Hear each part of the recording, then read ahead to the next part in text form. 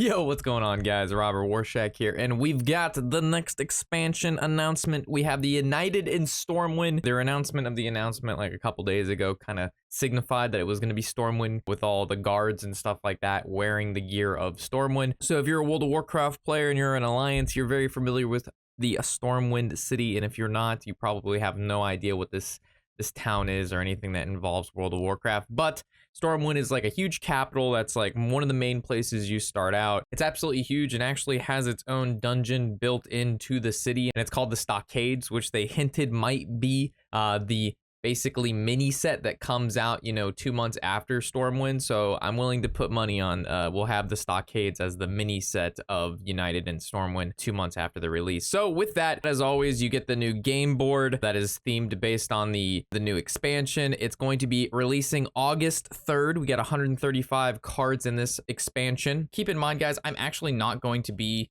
streaming or here for the first 2 weeks of this expansion. I'm gonna be going to Belize to go scuba diving with the family, and then after that I'm going to a friend's wedding. So unfortunately I am leaving August 1st and coming back the 16th, so I am going to miss the entire first 2 weeks of this expansion, and it sucks I won't be here, but hey, real life calls and it happens. So, and with every new expansion we also get a new keyword, and this one's going to be tradable. So with this keyword you're going to be able to play the card like normal. So let's say a 3 mana, gain 8 armor, but if you're going against another control deck and you just don't feel like you need this, you can pay 1 mana and swap it with a card in your deck. I'm pretty sure it's just like you don't get to discover a card in your deck, you just it goes in your deck and then another card comes out. So it gives you the free flow of basically being able to, maybe if you don't have draw in your hand, you're going to be able to switch cards out with your hand in your deck based on the matchup. So this is good. I actually don't mind this keyword at all because it allows some flexibility and not having to tech so heavily versus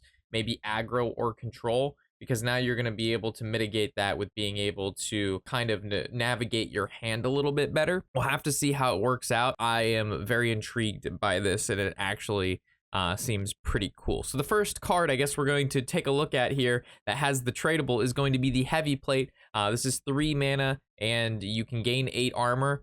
As we know, Shield Block got rotated out of Standard, so we don't have that anymore, and that was 3 mana, gain 5 armor, and draw a card. So this actually, you get 3 more armor from it, but you don't get that draw a card. But it has tradable, so you're able to exchange this with some other cards. So it doesn't seem to be too bad, but still, I don't think it's as good as Shield Block. We have the Viper, 3 mana, 3/4 beast. It's tradable. Again, you're able to swap this with a card in your deck for 1 mana if you don't need it.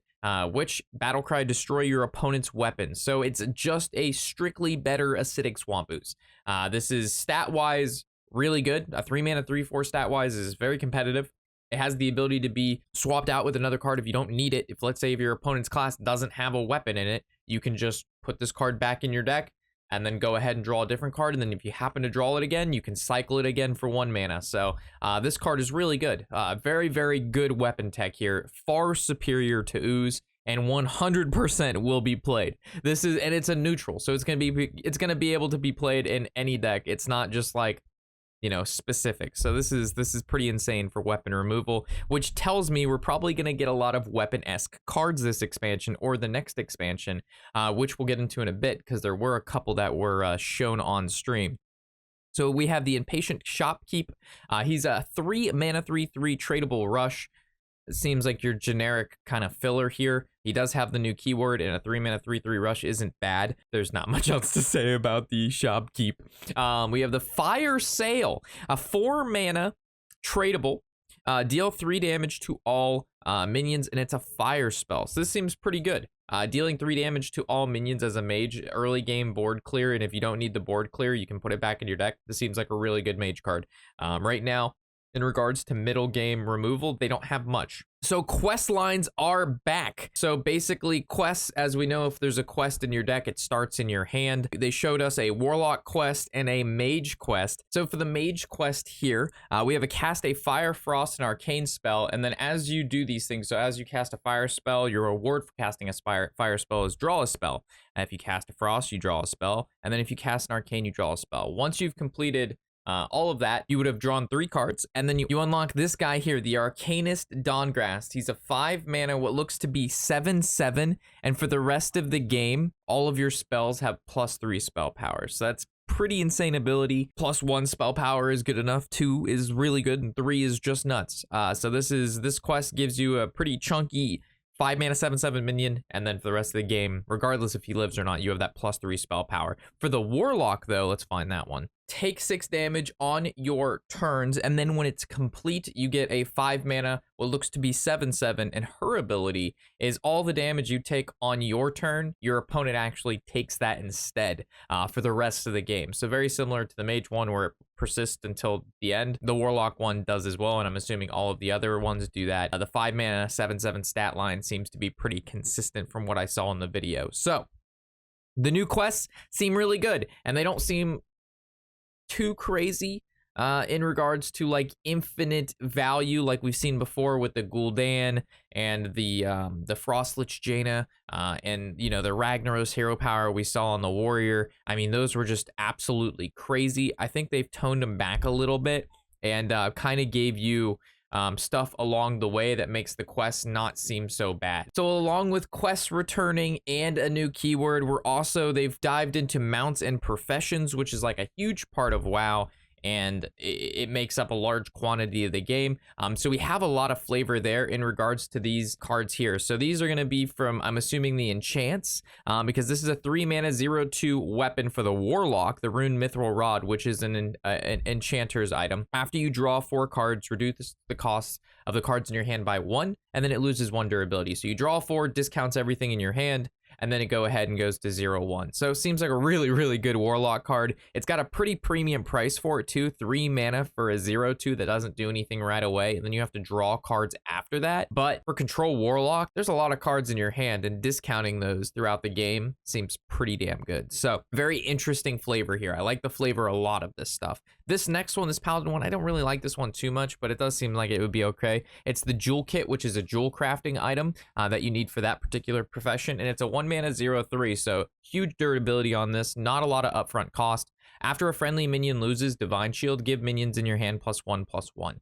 So as we know, Paladin has a shit ton of Divine Shield minions. They have the 1 mana 1/1 Righteous Protectors. They've got the new Ooze that can pull out the Divine Shield card. They've got the new 7 mana, summon 5/5 adventurers, and those could have the Divine Shield. It's got quite a few spells that can give Divine Shield, and giving +1/+1 to all minions in the hand for just 1 mana on this seems like it's pretty good. The thing is, they can't play other weapons when they have this out, I'm assuming so. I think it goes in a different slot, but I could be wrong.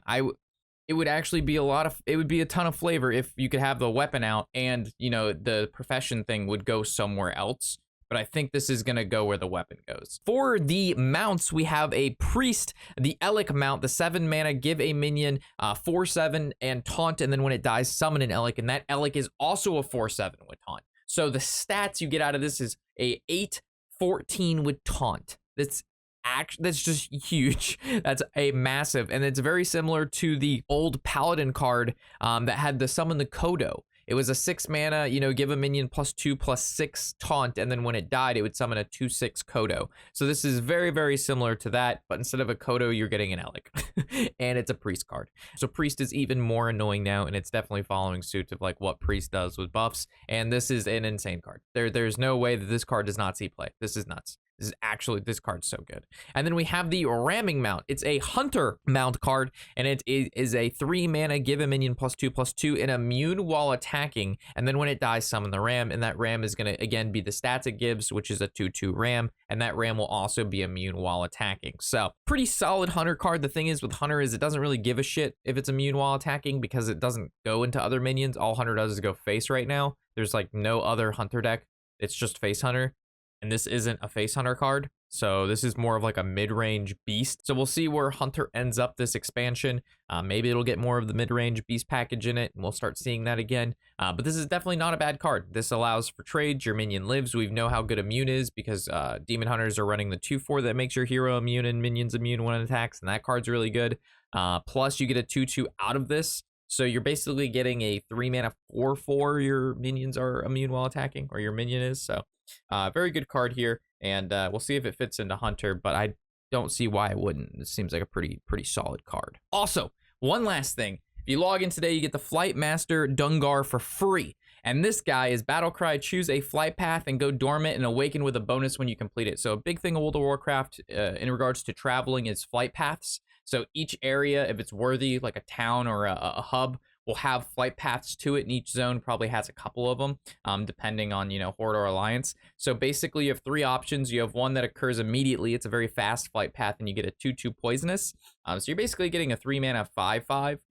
The other one is you, I believe, wait 3 turns, and you heal for 10 at the end of those turns. So you're dormant for those 3 turns, then you have that pretty insane heal for classes that may not have a ton of healing. And then the last one is a 5-turn dormant. And then when he gets, or when you arrive, I should say, it does 12 damage spread across all enemies. So it does 1, 1, 1, 1, 1, 12 times. So it's kind of like a mini Cthulhu, basically. Flightmaster is basically a mini Cthulhu. It does about half as much damage. You don't have to do anything in regards to putting cards in your deck. You just have to wait 5 turns. So this card actually just seems insane for mid-range and control decks. This card seems absolutely nuts, and this guy you get for free by just logging in. So make sure you snag this guy by logging into World of Warcraft. Even if you're not going to play, just make sure you get him because I don't think that's going to be forever. With that, thank you guys for watching. Interested to see what you guys have to say about these new cards. There's a lot of flavor in this set, and I'm excited for it. So with that, I'm Robert Warshak, and happy whatever the hell day it is.